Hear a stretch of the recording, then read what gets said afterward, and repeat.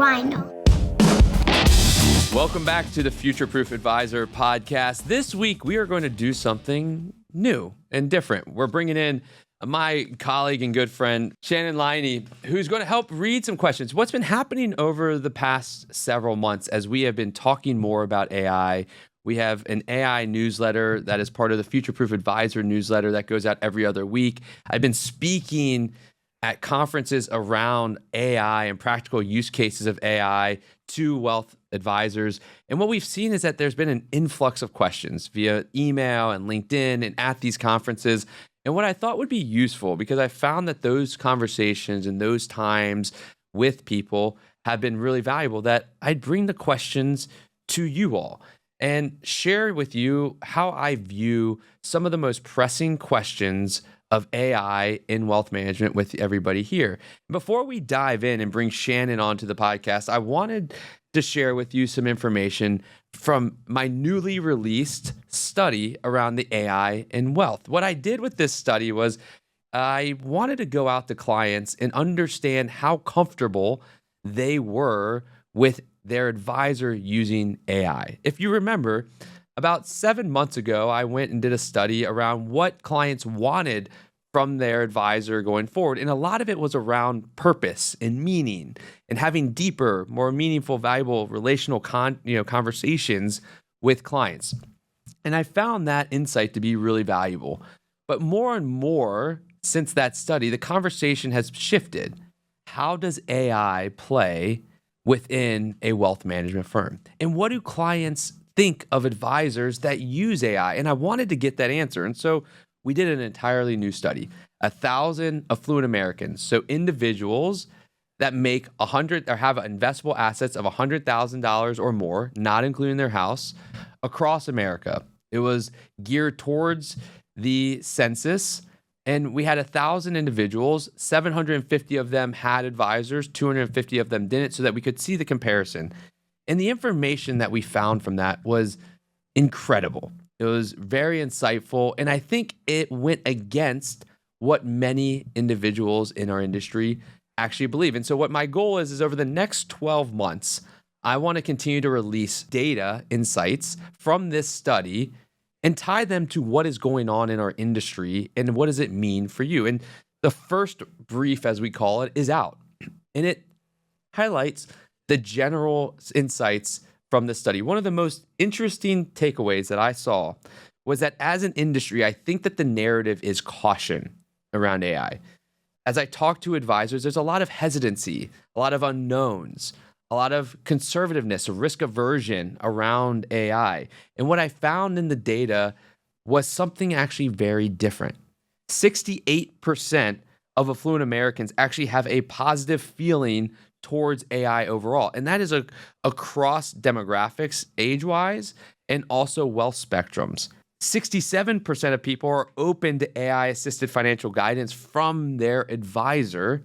And then the bigger thing that I took away is that 77% of people with $3 million or more are positive on AI.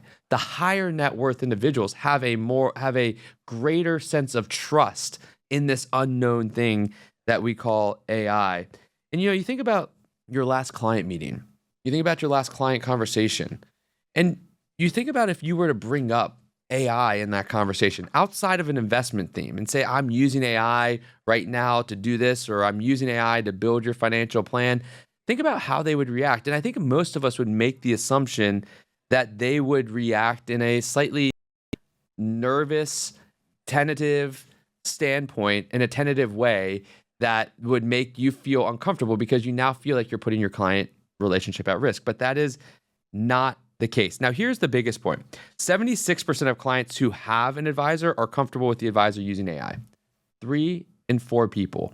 And I thought that was really interesting because there's a real big takeaway that I want to share before we get into these questions, is that people that are already trusting us with their life savings, their monies, have a higher degree of trust in unknowns because they have hired us with the unknown that we would deliver on what we said.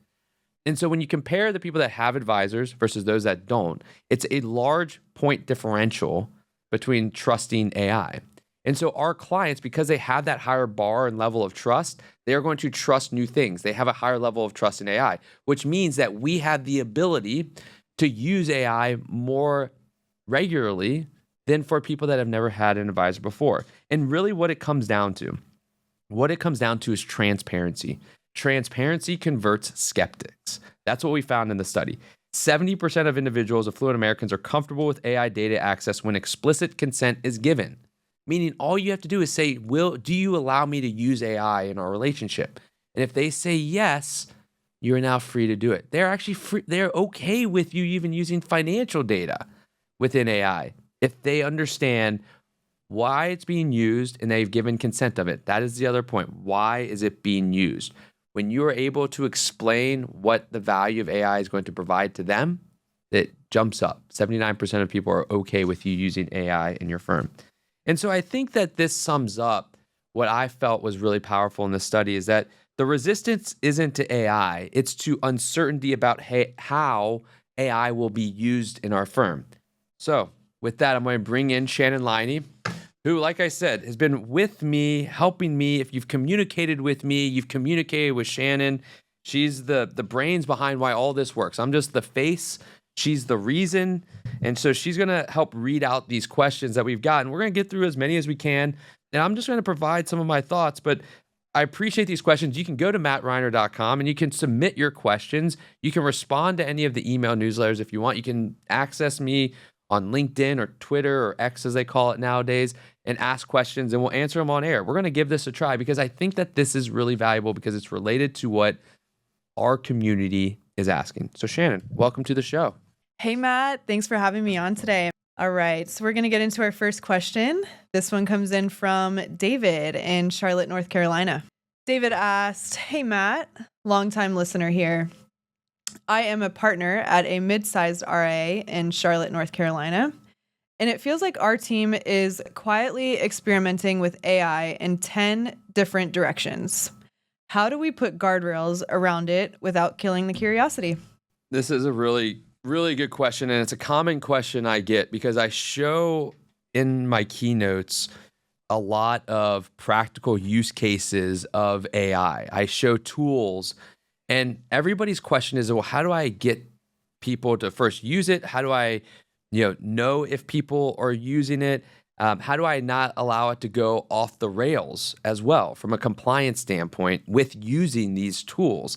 And I think that the first thing that we have to think about is that in this age, curiosity is probably the greatest asset that you can cultivate inside of your firm. And our job as a leader, our job as a manager of people is to channel it and not to cap it. And sometimes we often try to put in too stringent of guardrails with the hope of protecting our firm, whereas the long-term negative outcome actually becomes greater than the potential risks that we were trying to guard against. And how I like to think about this idea is that in two different buckets.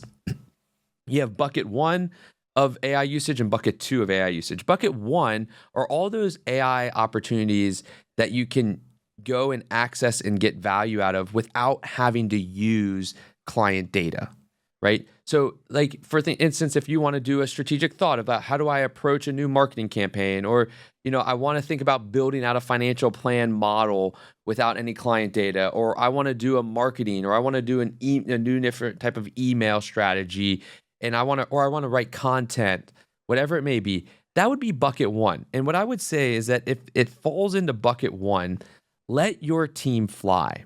Let your team fly. Then bucket two is everything that would need to use client data within these AI tools. And if that's the case, then you have to have, I think that this is the starting point for anybody, is you need an AI governance policy for your firm. It doesn't need to be a long document. It can be 2 pages. Start that and then start putting in consistent training, just like CE training that we have for CFP or whatever it may be. Start putting in consistent training.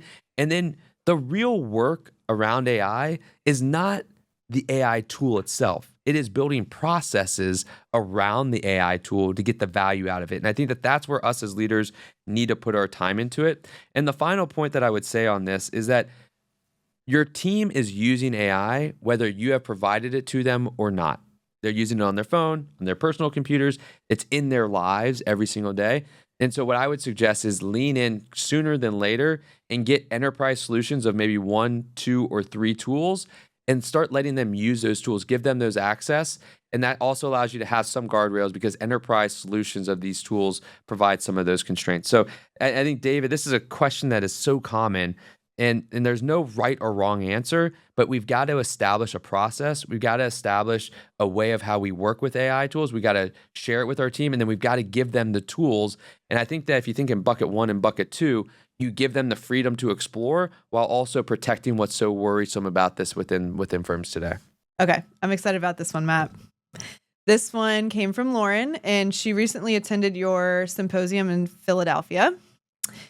Lauren said, "Hi, Matt. I met you after your FPA session, and your comment about workflow stuck with me. We're a very relationship-driven firm, and we're also trying to modernize. We've added a CRM, planning software, reporting tools, email templates, the whole 9 yards, and yet some days it still feels like we're duct taping everything together. How do we know whether we need better technology or just a better process?" Yeah, I love this question. I remember when I came back and told you this one because I think it was so good. I think that, the idea is that we always feel that technology is going to solve the underlying workflow problem. And I don't think that this is, a problem that is unique to Lauren. I think that this is a common problem across firms because as we're building, we're just trying to we want to continue to serve more people. And that just leads to having new problems that we just try to get through fast so that we can continue to move forward with what our core value is, which is serving individuals and clients.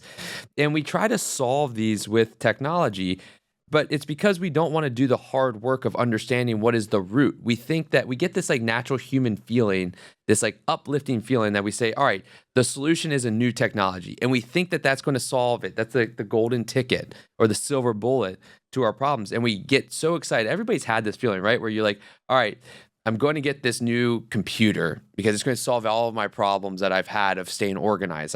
And you get it, and because it's kind of clean, it hasn't have all the mess that you've had over the years, you're like, wow, this really has solved it. But then you hit this peak. You're like, it's been fantastic. But then it ultimately degrades, and you say, well, why is it degrading? Well, it's because the technology is a short-term high. It's a short-term fix. And it's like a Band-Aid to a gushing wound. And the gushing wound is the way that you do business, the way that you work, which is the process and the workflows.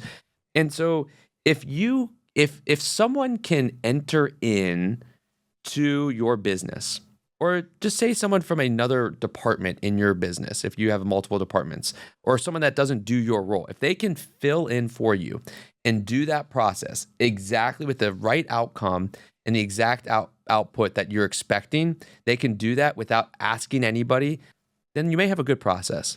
The likelihood is that that's not going to happen because there's a lot of these built-in nuances that we just add in that we just remember, and they're workarounds that make it hard. And AI and new technologies, but AI specifically will magnify these process challenges. It will expose where you're weak on your ground floor. And I think that what is so awesome about the world we are in now is that it's giving us all an opportunity and a reason to rethink why we did the things that we did. And I always suggest to individuals is saying, go back to first principles and say, what is the outcome that we are hoping for? And instead of starting to solve it with technology, say in a perfect world, if everything could happen that we wish, what is the exact way that we would go about getting to that outcome? That is your dream world. And then you back in to say, okay, well, is that possible? And if it's not, then how do you fix that impossibility? And then once you have that, then go find technology to solve those problems. Don't find technology to solve your problem of your workflow. Find technology to solve specific aspects of the flow and the process that you desire to get to the outcome that you wish to have for your team or for your people. And, I think that this is I always ask myself when I hear this question, because I've heard it a few times, is why do relationship-driven firms often have the worst internal processes? It's because we're humans. We are not machines, right? factories are great because they are machines. That's what they're trained. We are humans. We have emotion. We have feeling. We have connection. We have taste. We have the ability to adjust. And when you have that, you create really messy that are very hard to follow. And so the challenge is usually not solved by technology. It's solved by rethinking how we work. And so, to Lauren, I would say, don't try to do this for all of your processes. Find the processes that you do most often and rethink those first. And don't try to build them into the technology you have. Build them the way that you want them to be done, and then find the technology that can help you execute those the way that you need going forward. So this next one came in from Chris from Greenville, South Carolina. Chris asked, "Hey, Matt, I'm new to the podcast. I run a small advisory firm in Greenville, and I wear too many hats, like most small business owners I know. We have more ideas than we have capacity for. How do you decide which ideas are worth chasing?" Yeah, I mean, Chris, I'm in that same boat. I mean, Shannon knows it better than anybody. I'm in that same boat, and I think, Chris, I don't have the perfect answer because I think I'm working through this with you. My answer tends to be, my default is I have curiosity, and so I want to go and explore everything because I have this like FOMO that if I don't explore it, I'm going to miss out on learning something. If I don't learn something, then it's going to keep me from doing something in the future. And so I get it, right? Like that is the part of being like an entrepreneur at heart. That is the kind of a leader mentality, a visionary mentality, and it can be really hard. And so my answer tends to be just like go and explore. But I know that that's not possible. And what we've done inside of our firm, because I've known that this is a tendency of mine, and I can throw my entire team into chaos, is I set up this like scoring methodology and thinking within three words, and it spells 5 without the E. It's feasibility, impact, and viability, right? Is what we are trying to do, is it feasible?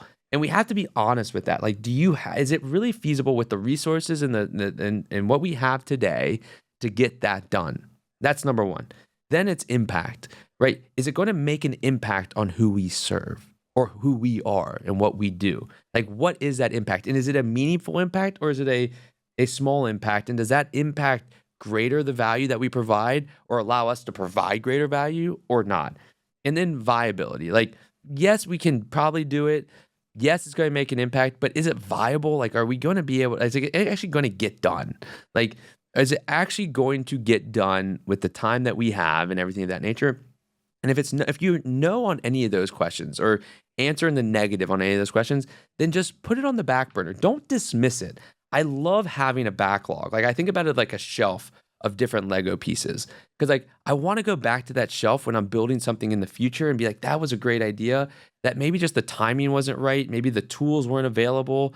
Maybe the resources weren't applicable, but now they are, and I can put it together. Like that's all Steve Jobs did. Steve Jobs created the iPhone. He didn't like all the pieces to the iPhone were already created. He just saw a table of Lego pieces and saw them differently and put them together to create something simple like the iPhone that had the impact. And so always put it into a backlog and put it on the shelf and review that on a quarterly basis. I always review everything in my backlog on a quarterly basis.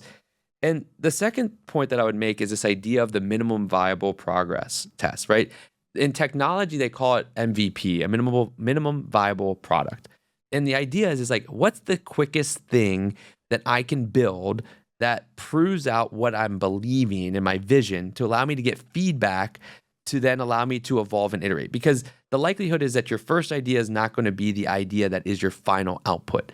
And so you've got to find a way to get it in the hands of your users, whether that's internal team members or external clients. And you've got to allow them the opportunity to use it and give you feedback. And then that's how you iterate on it. I think too many people are scared about like their idea now like flopping in that sense. So they hold off and they build. And what happens is that they get to this point of like, they're overbought into it that like anybody gives them feedback, they like get so defensive. So the earlier you're able to do it, the less time you put into it, the more reasonable you feel mentally to make edits to it. And that's how you do it. And so the minimum viable progress idea is how do we take that technology idea and move it into business? It's like, if you have this idea and you really want to do it and maybe meets all the feasibility, impact, and viability tests, then what's the simplest thing that you can do to make progress on that. Don't try to do the whole thing. Don't try to build the entire company. Just make a small test, like a landing page, and buy $100 worth of ads. See how many people go. If it's one person, that may be a good cost per click or cost per view from that standpoint. But try the smallest thing to get insight that you can learn and iterate, and then go do it again. And you'll start to see that those chips start to add up for you. And then it gets you to your idea. And it also shows if you're really committed to that idea, or if it's just like a flash in the pan type of idea that you're not going to be committed to. Because if you keep making these small tests and you're committed to it, you really believe in it and you really want to do it. And I think that that's the way to take these ideas. And I would say, like, if you say, well, Matt, I need more, well, try not to focus on more than 2 of these. But don't ever stop yourself from adding them to your list. But just find some that you are passionate about, that meet the feasibility, impact, and viability, and that you can go and take a small step towards. Love it. 5 without the E. Feasibility, impact, viability. It's awesome. All right. So now we're going to move on to the next one. This one's coming in from Jordan from Austin, Texas. Jordan is asking, hey, Matt, I am a next gen advisor in Austin, and honestly, AI has me a little rattled. Around here, people talk like every new tool is going to change the world by next Tuesday. But when I look at what I do every day, research, meeting notes, prep work, follow-up drafts, I can see how much of it could eventually be automated. What should younger advisors be learning now so we're still valuable 5 years from now? Incredible question from Jordan in Austin. I hear this a lot from younger advisors. And what's interesting from the study is that affluent Americans actually think that younger advisors have an edge relative to older advisors because they better understand AI. And I think that, if I think about it as an advisor, yes, there's a lot that you learn from being in the business and having to do the work, right? When I started out in the business, I never had an assistant help me, or CSA or CSM help me, open new accounts. I had to open new accounts. I had to call the Schwab team or the Fidelity team and like see the process and follow it through. And I had the stack of manila folders on my desk, right? I had to do the work, and you learn a lot from that process. And I had to do the trading myself. I had to do all of that, right? We didn't have an investment team. And you learn a lot that way. And I'm never going to dismiss that. I do think, though, that, now in the world, like, there's this basics that you need to know. And the way that you do that is by you having a mentor and surrounding yourself with people that have done it. And I think that is one area of it. I think that the other area that this generation and the next generation have to continue to evolve, and me included in this generation, right? Like, when I went to college, that's when Facebook came out, right? So I kind of missed the Facebook social wave.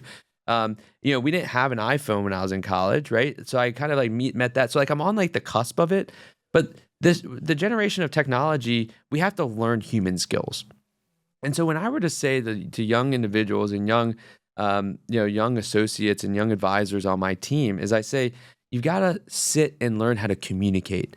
And I always help them understand, like, how do you write an effective email as well? How do you write an effective email where it makes them feel that you care about them, right? Empathy, like depth, connection. Those are things that technology can't really teach you, and that has been a struggle for us when we've grown up around technology. And so when I say, well, what can what should they be learning is human skills, because human skills will get you well beyond the technical skills, because AI can help you with the technical skills. What stocks to watch, how to monitor it, how to analyze it, how to build a financial plan, like all of those things AI can help you with. And you can learn it if you allow yourself to not just take AI's answers for their answers. Spend time with it, read it, ask it questions of why it came to that. Let AI be your coach to that, and then find some really good mentors in your firm. And if you can blend the learning of how to be really, really good with AI, really effective to do the tactical stuff, while also blending that with evolving and growing your human skills, how to communicate in person, how to communicate effectively over video, how to communicate over phone, how to communicate via email, how to be able to truly and honestly and authentically be yourself, and also be able to put yourself in their shoes and hear them and listen deeply and ask great questions. Like if we can do all of that, that's not going to be replaced by AI. Like that is the human connection. And I think that that is the opportunity that we have. John Maynard Keynes, I've talked about this often, said in 1900, said that by the, in the next 100 years, automation and technology is going to reduce the work week from 40 hours to 15 hours or 10 hours a week. But we still work 40 hours a week. And so what that means is that although AI is maybe rattling people and taking away things that we thought we were supposed to be doing today that we don't have to do anymore, the reality is that we're going to find time or find things to do within that time that we're allotted during the work week. And I believe that the best thing that we can do in that time is to be more human. And so the one skill is go out there, learn how to network, learn how to build relationships, learn how to shake someone's hand, strong, tight handshake, look them in the eyes and talk to them. And if we can do that and we can create these human skills, AI is not going to be able to replace that. AI will augment you for all the technical, lack of technical skills that you may have within the industry that you can learn. And if you can pair that by being an expert in AI as well, gosh, that's someone that has a really, really bright future inside of this industry. All right, Matt. Well, this has been really fun. Thank you so much for having me on today. We're going to wrap with one more, and this is coming from Michael in Tampa, Florida.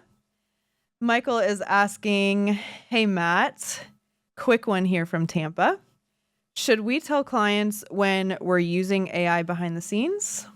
Love this one. And Shannon, give it up for Shannon, by the way. I mean, come on. First time on podcast. She's always behind the scenes. Give it up for Shannon for helping read these questions. I mean, it'd be so lame just having me read them. So I appreciate you joining the pod and having us. What an addition. And really well done.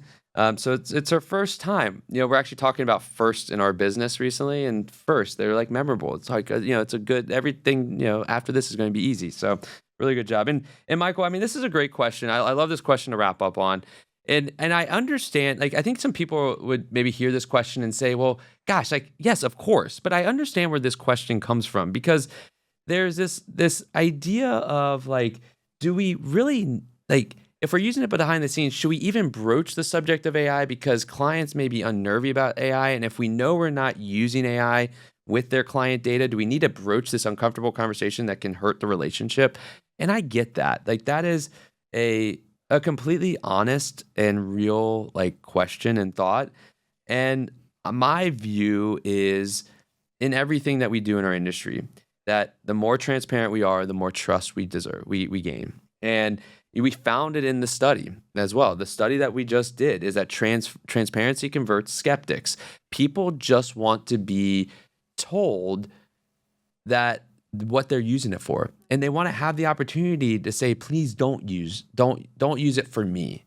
But they ultimately want to know, what does it mean for them? What's the outcome? What's the increase of outcome and benefit that they're going to gain because you're using it? And if you can explain it to them in that way, you don't have to explain to them how you use it, what model you use, all that stuff, but tell them what you're using it for and what it means to them, then they're going to increase it. It was interesting in the study that I did that we looked at different aspects of a relationship, from just using AI to schedule meetings, to using AI to trade your accounts, to using AI to research you.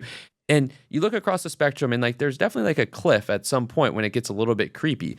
But that cliff is raised when you tell them that you're using AI. And so I think that it's a great conversation point of talking to your clients about, whether it's in company newsletters, whether it's in conversation, talking about AI. And you don't have to say directly of how you're using it for them, but we use AI. This is what we use AI for. We think that AI is powerful in this way. We think that there's a complete logical, rational way of thinking that there's risks associated with AI. This is how we plan to protect that. And I think that you will find that more clients than not are open to that. And they're going to say, well, I use it as well. I mean, heck, I was just on a phone call with my mom the other day, and she's like, I use ChatGPT to do this. I'm like, what are you talking about? She's like, using ChatGPT. I had a client send me an entire meeting agenda that he created and had all their insight. And he's like, yeah, I've been using ChatGPT forever, and it helped me with some health things. And I was like, I never would have thought that you would have been using ChatGPT or using AI? And they're like, I absolutely love it. I had another client in here whose wife was like, he's always using this thing called ChatGPT, and he's using it in the car because he's like, I think it's interesting to see how it provides responses. And so I think for advisors, what we will find is the more that we talk about it, the less taboo we make it, the more open people are going to be, and they're going to likely be more open to telling you that they use it, and you're going to be more in awe of like how many people use it. I'll wrap with this. The last thing, I had this health thing back when I was younger, and I didn't want to tell anybody about it, but I started to talk to people about it, and everybody's like, yeah, I had that too. And you start to find, as you start to talk about things, and you start to be open and transparent about things, how many more people that you would never have known, because they don't just like randomly say they talk about it, they have it. And I think that AI is that same way. The less we make it taboo, the more you're going to realize how people are open to it. And so Michael, I think you should definitely tell them. I don't think you need to make like a huge like statement on your website about it. I think that you can talk about AI in your newsletter and how you're using it. You can talk about it in your meetings a little bit, but it doesn't have to be this like, documented strategy. But I think that talking about it is really good. So Shannon, again, fantastic job. Everybody, thank you for sending in those questions. This is the format that I love. I love answering questions. I love, taking others and providing just a viewpoint. I'm not saying I'm right or I'm wrong, because I'm working through this with everybody as well. Like I don't have all the answers. I have a perspective, but the whole point of this community has always been to work together to progress our future. And that's what we're trying to do. And so I think that this is a format that I want to continue to try. And I want to hear from you all. You can respond to the newsletter with some questions, and we'll put them on the show. You can also go to mattreiner.com, and you can click on the form and just put in a question. You can just say your first name and where you're from. You don't have to use any of your last name or any of your identifiable information, and we'll use the question on the show in a future episode. I hope that if you found this valuable, share it with some colleagues. Take a piece or a question or an answer and send it along. Like the episode, leave a comment. More importantly, go out there and be part of the positive change for this industry. Stay well, be well, and keep on exploring.